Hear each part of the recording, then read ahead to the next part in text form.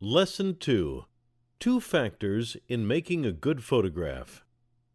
Exposure, the amount of light that falls on the digital sensor. The arrangement of the objects in a work of art is called composition. These two factors sound simple, yet this whole class will be teaching you how to properly expose your photographs and how to compose a visually pleasing photograph. Exposure. First, let's discuss exposure. Three things work together to properly expose your photograph: the ISO, the shutter speed, the aperture size. ISO used to mean how sensitive your film was to light. It also determined the graininess of the photograph. Now ISO also means how sensitive your digital sensor is to light. The ISO settings on a digital camera can range from 64 to 1600, even higher in some of today's cameras. The larger ISO settings are more sensitive to light.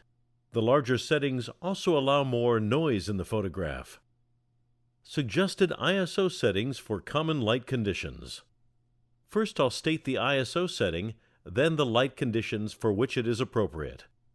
64 or 100, bright daylight. 200, daylight.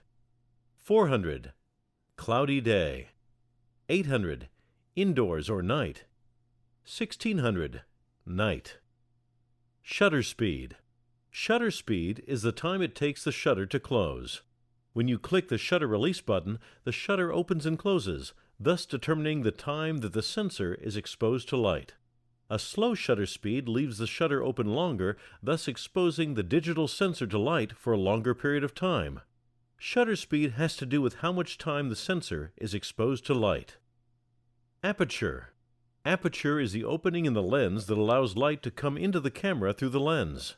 Changing the size of the aperture with the f-stop settings changes how much light falls on the digital sensor.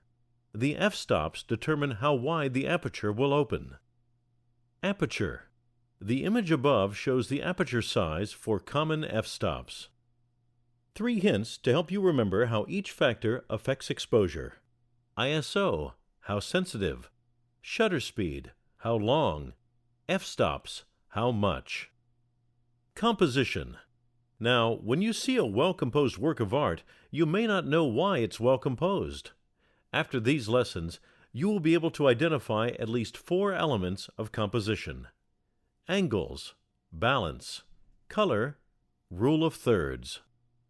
Angles add a dramatic effect to your photographs. Balance.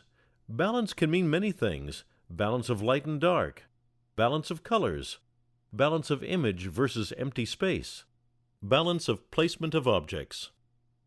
Color. How does color or lack of color enhance these photos?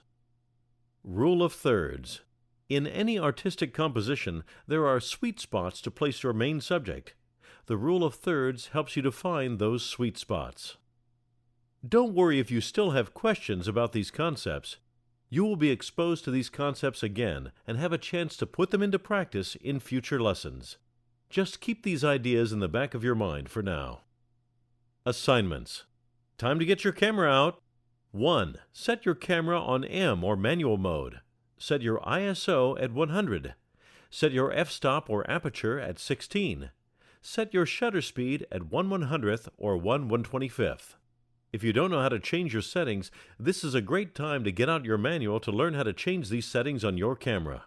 This is called the Sunny 16 rule. You use this rule on sunny days to get a good exposure.